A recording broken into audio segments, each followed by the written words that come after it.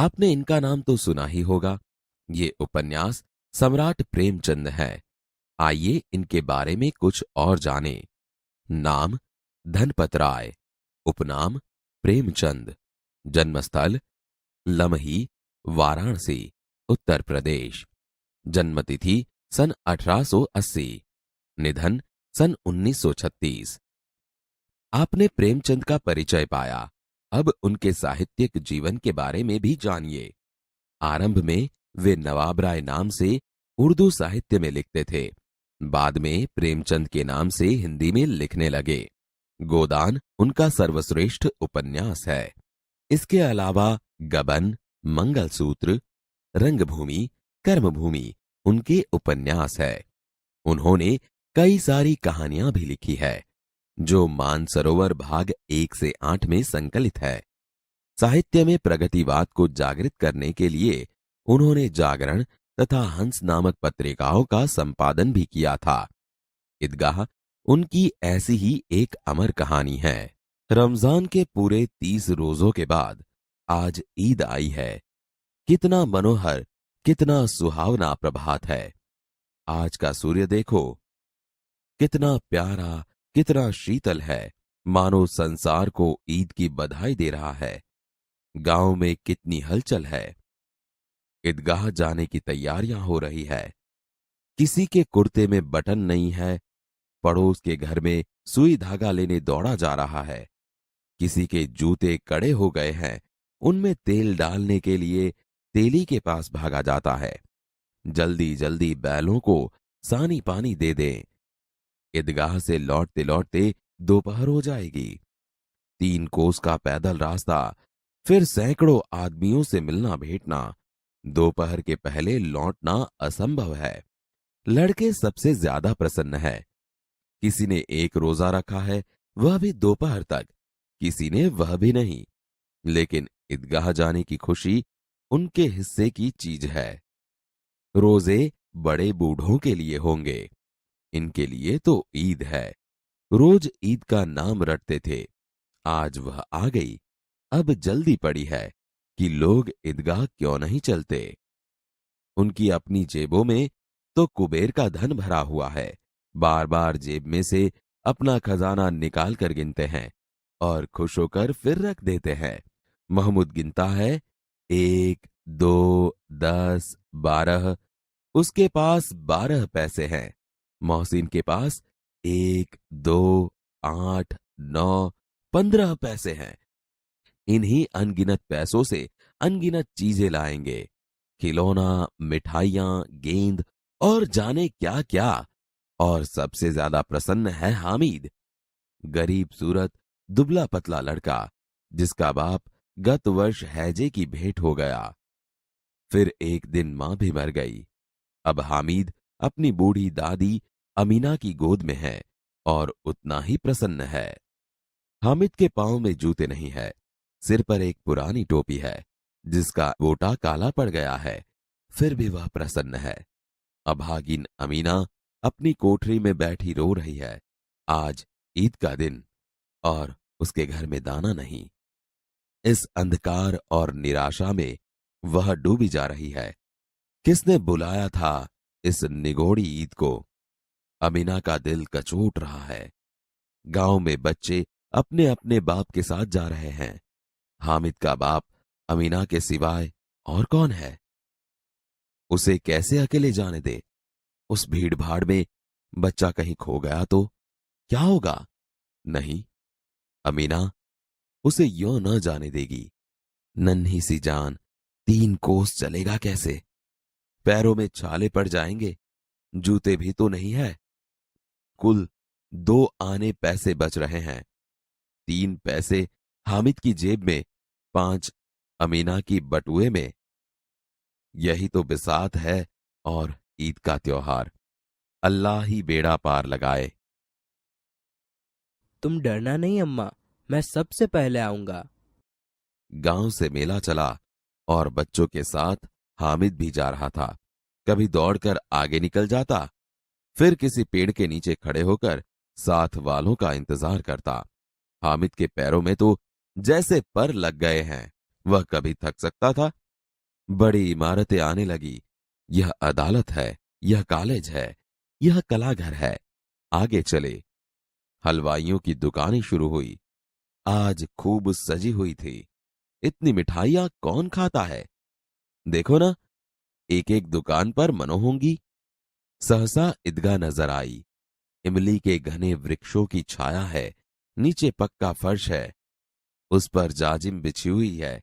रोजेदारों की पंक्तियां एक के पीछे एक न जाने कहां तक चली गई हैं। यहां कोई धन और पद नहीं देखता। इन ग्रामीणों ने भी वजू किया और पिछली पंक्ति में खड़े हो गए। कितना सुंदर संचालन है, कितनी सुंदर व्यवस्था।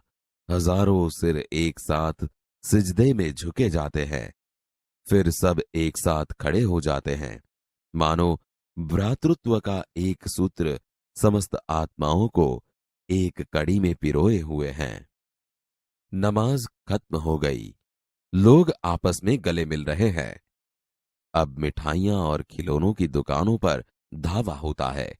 ग्रामीणों का यह दल इस विषय में बालकों से कम उत्साही नहीं है। यह देखो, हिंडोला है, 1 पैसा देकर चढ़ जाओ। कभी आसमान पर जाते हुए मालूम होता है, कभी जमीन पर गिरते हुए। यह चरखी है। लकड़ी के हाथी, घोड़े और ऊंट छड़ों से लटके हुए हैं। 1 पैसा देकर बैठ जाओ और 25 चक्करों का मजा लो। महमूद, मोहसिन, नूरे और सम्मी इन घोड़ों पर बैठते हैं। हामिद दूर खड़ा है। 3 पैसे तो उसके पास हैं।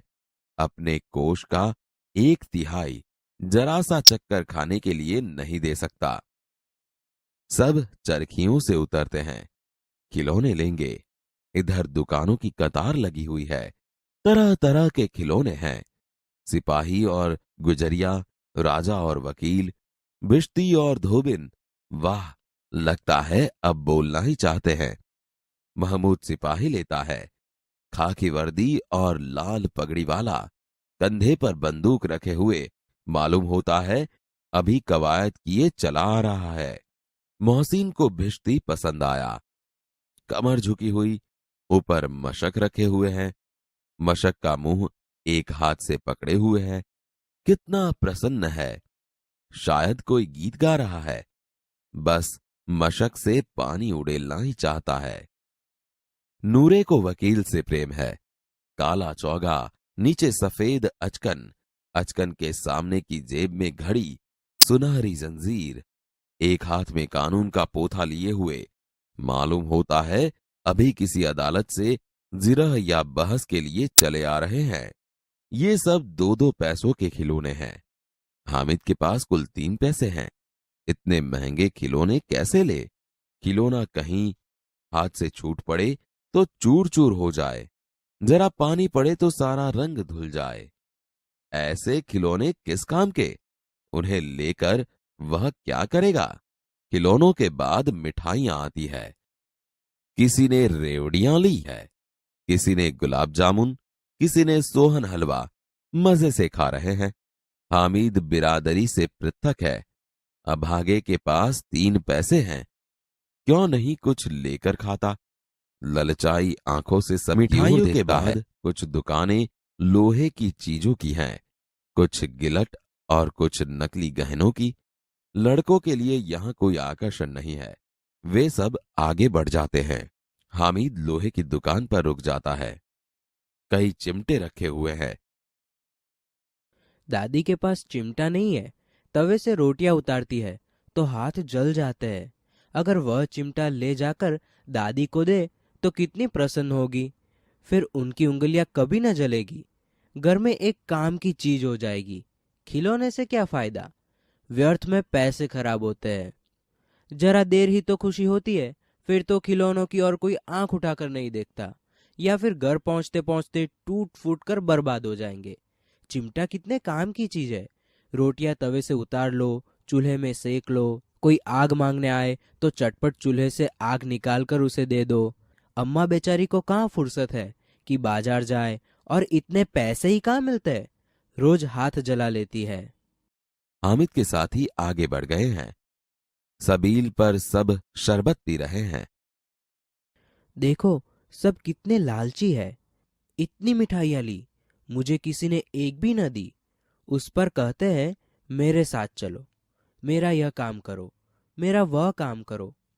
अब अगर किसी ने कोई काम करने को कहा तो पूछूंगा, खाए मिठाइयाँ, आपका मुंह सड़ेगा, फोड़े फुसियाँ निकलेगी, आप ही जबान चटोरी हो जाएगी। तब घर से पैसा चुराएंगे और मार खाएंगे। अम्मा चिमटा देखकर मेरे हाथ से लेगी और कहेंगी, मेरा बच्चा अम्मा के लिए चिमटा लाया है, कितना अच्छा लड़का है। इन लोगों के खिलौने पर कौन इन्हें दुआएं देगा। बड़ों की दुआएं सीधे अल्लाह के दरबार में पहुंचती है और तुरंत सुनी जाती है। मेरे पास पैसे नहीं है तो क्या, मैं गरीब सही, किसी से कुछ मांगने तो नहीं जाता। यह चिमटा कितने का है? 6 पैसे लगेंगे। हामिद का दिल बैठ गया। ठीक ठीक बताओ। ठीक ठीक 5 पैसे लगेंगे। लेना है तो लो, नहीं तो चलते बनो। 3 पैसे लोगे?